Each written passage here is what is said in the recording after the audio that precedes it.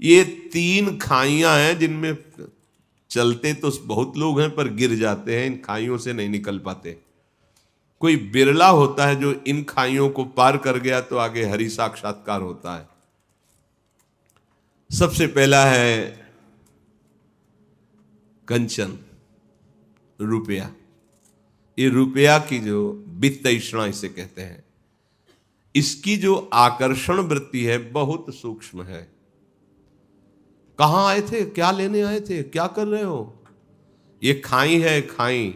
ये तीन बड़ी बड़ी खाइयां पूरी सृष्टि के सब विकारों को जोड़ करके बना दी गई। इनको क्रॉस कर जाओ, आगे भगवान मिल जाएंगे तुम्हें। भगवत मिलन के मार्ग में तीन खाइयां रखी गई हैं। पहला है कंचन, बचो, कभी इसके स्वामी बनने की चेष्टा मत करना, सर्वनाश कर देगा ये। जो कंचन का स्वामी बनने की चेष्टा किया, अर्थ का स्वामी बनने की चेष्टा किया, वो मारा गया पक्का। ये प्रभु की वस्तु है, प्रभु का व्यवहार है, प्रभु जाने जैसे। अपने अकिंचन रहो, अपने महत्व मत रखो, अपनी गणना का सुख मत रखो। रुपए का महत्व क्या होता है? गणना का सुख। कितने हो गए? इतने इतने इतने। यही धन की प्रीता तुम्हें हरि से विमुख कर देगी। अगर आप इससे चित्त को हटाकर प्रभु में, तो देखो चक्रवर्ती सम्राट अम्बरीश जी हैं, खजाना का खजाना है। ऐसा थोड़ी कि वो बांध लिया उनको, नहीं, क्योंकि हरिनाम में प्रियता है। तो देखो उपासक, कंचन वाली खाई से बचना है, निकलना है, गिरना नहीं इसमें। कंचन कोई छोटी मोटी वस्तु नहीं है, बहुत बहुत बहुत सावधानी। फिर दूसरा है पुत्रैषणा, अर्थात कामिनी, अर्थात काम, काम भाव। ये वो बड़ी खाई है जो बड़े बड़ों को गिरा देती है। अगर आपके अंदर, सबके अंदर होता है, आपके अंदर का मतलब सबके अंदर होता है, कामाकर्षण सबके अंदर होता है, क्योंकि शरीर की रचना भी उसी से हुई है। काम संकल्प से ही इस शरीर की रचना हुई, तो स्वाभाविक इसमें परमाणु है कामाकर्षण के। इन्हीं को मिटा दे सो महात्मा। हमारा लक्ष्य है प्रभु की प्राप्ति। हो सकता है हमसे चूक हो जाए, हो सकता है हम उधर आकर्षित हो जाए, हो सकता है हमारे फिसलने वाले चांस आ जाए, पर हमको ये लक्ष्य रखना है, हम प्रियालाल के लिए निकले थे, ये हमसे गलती क्यों हो रही, तो आप सुधर जाओगे। जन्म से कोई निष्काम नहीं होता, इसलिए ये बात कह रहे हैं कि जैसे आज हमने वेश रखा, आप सामने वाला तो साधु देख रहा है, लेकिन वो ये नहीं समझ पा रहा कि अभी अभी इसने परमार्थ में कदम रखा है, इससे गलती हो सकती है, इससे चूक हो सकती है। संसार क्षमा नहीं करता, ये तो परमार्थ का पथिक जो चलता है वो जानता है कि ये समस्या बहुत बड़ी समस्या है, छोटी समस्या नहीं है। पर हमें इसे बहुत बड़ी मानकर हार भी नहीं जाना है, इससे विजय पाना है। और इससे विजय पाने के लिए हमारी लाडली जी समर्थ है। नागरी दासी जन्म जितायो बलिहारी बलिहारी, हमारी श्री जी हमारा बल है, वो हमें आगे बढ़ाती है। जब हमारी ये भावना बनने लगती है माता बहनों के प्रति कि हमारी श्री जी की सखियां हैं, लाडली लाल में विराज, तो फिर इसका प्रभाव नहीं पड़ता है। पर इसमें सावधानियां जो बताई गई पीछे कई बार सत्संग में, वो एकांत सेवन न करे, काम भाव से एकांतिक दृष्टि से न देखे, कोई चेष्टा न करे, तो ये दूसरी खाई जो है कामिनी, इससे निकला जा सकता है। एक आखिरी ये खाई इसमें, मतलब जो निकल गए इन दोनों से, उनको भी ये गिरा देती है। मान, कीर्ति, प्रतिष्ठा, यश, ये बहुत जोर की है, बहुत जोर की। मतलब ऐसे कोई एक आध निकल पावे नहीं, इस खाई में तो गिर ही जाता है। प्रशंसा, प्रतिष्ठा, गौरव, मान, सम्मान, ये वो फिसलन है जो आखिरी मंजिल से गिरा देती है, आखिरी मंजिल से। इसलिए अति दैन्य भाव होकर इन तीनों प्रकार की ऐषणाओं पर विजय प्राप्त करे। कंचन, कामिनी, कीर्ति, वित्तैषणा, पुत्रैषणा और लोकैषणा। जिसने अपनी इंद्रियों को शांत कर लिया है और सारी चेष्टाएं एकमात्र प्रभु की प्रसन्नता के लिए भजनमयी हो रही, धन्य है उनका जीवन। इसके अलावा सबका जीवन, कह रहे शेषास्तु भ्रम निलय परिभ्रमंती, सब भ्रम में, अपने जीवन को नष्ट कर रहे हैं, भ्रमित हो रहे हैं। परमार्थ है शब में प्रभु का दर्शन करने की वृत्ति वाला, और अहम का स्वरूप है सबसे बड़ा बन करके हमारा नाम, हमारा यश, हमारा सिद्धांत, हमारा उपदेश अद्वितीय है। दिशा गलत हो रही है। ये बहुत सूक्ष्मता का विषय है।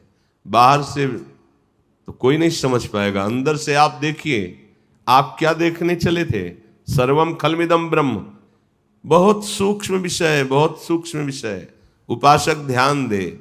आदौ विजित्य विषयान मद मोह राग द्वेषादि शत्रुगण माहृत योग राज्या ज्ञात्वामृतम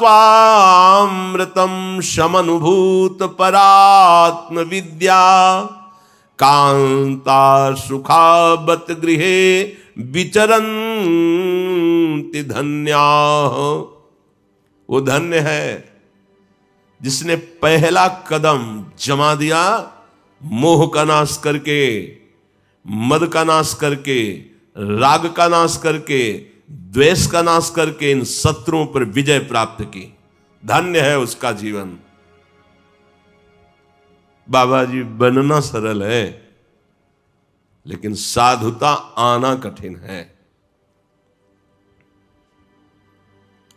कई लोग प्रश्न कर देते हैं कि कैसे जाना जाए कि ये संत है, कैसे जाना जाए?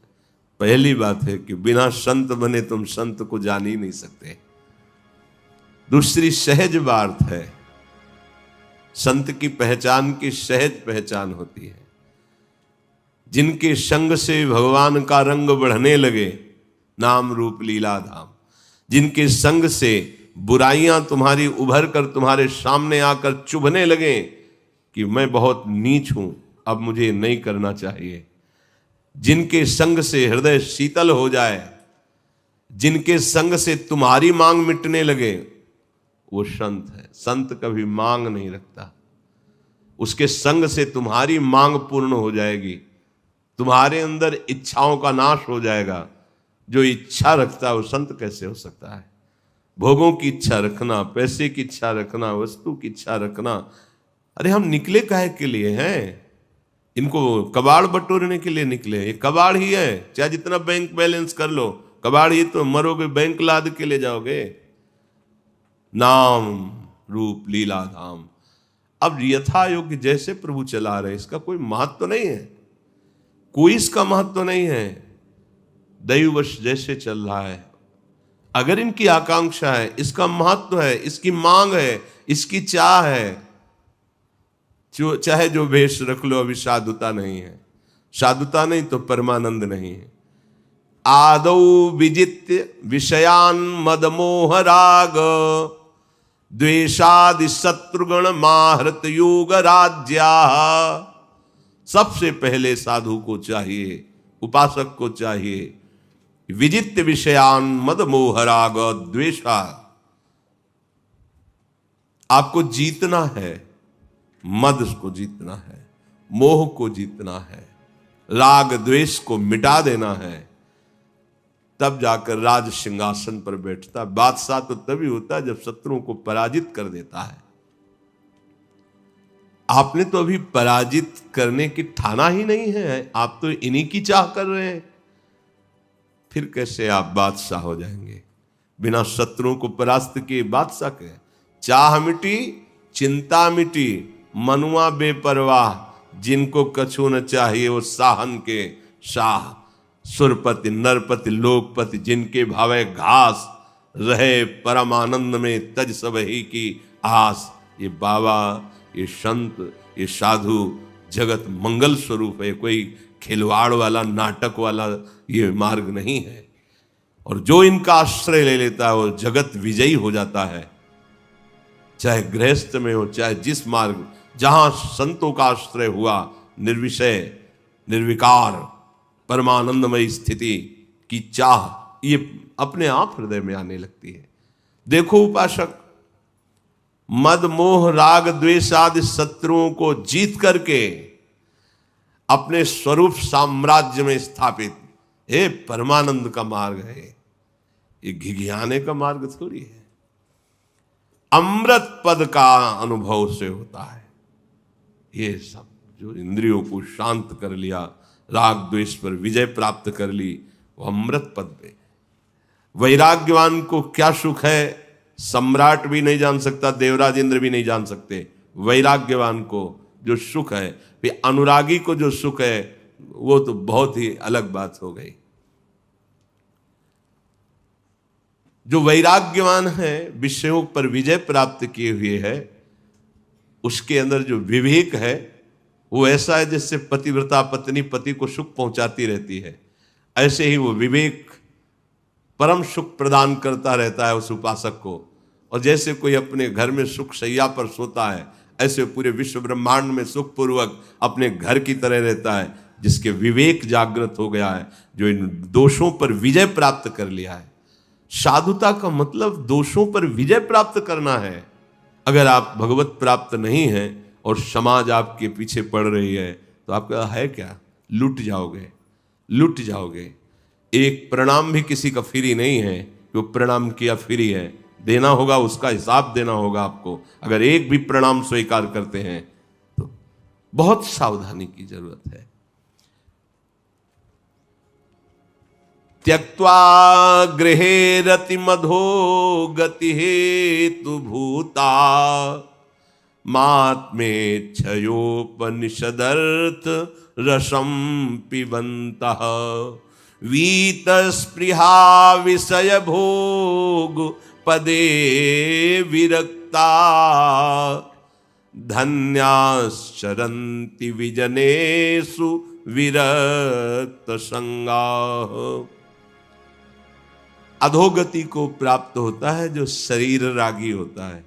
ये घर है, देख लो, बहुत प्यार है इस घर से, देह प्राण इसी में आसक्ति है। हम कहते हैं अपने को भगवत अनुरागी, हम कहते हैं अपने को ब्रह्मज्ञानी, और स्थिति कहाँ है?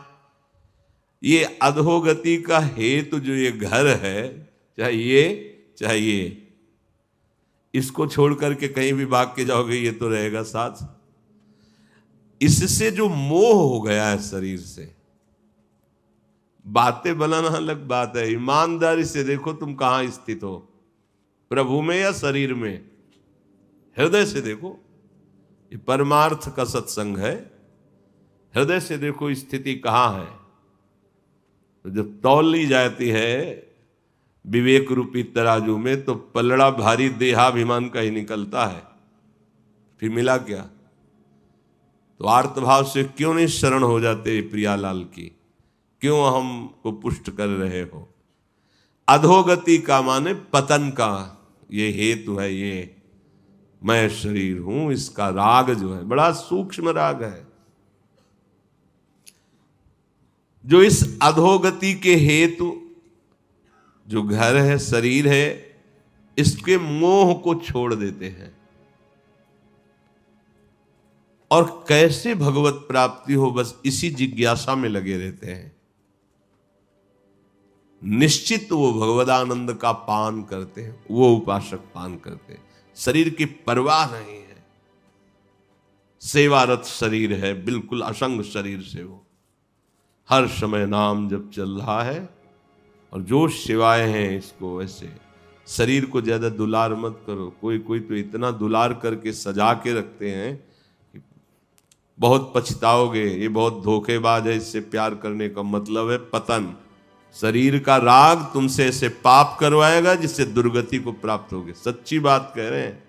तो सावधानी, थोड़े वचन कड़ुए लगेंगे पर दवा बढ़िया है। ये सुदर्शन चूर्ण है, सुदर्शन चूर्ण ने बहुत कड़ुआ, पर जड़ से बुखार नष्ट करता है।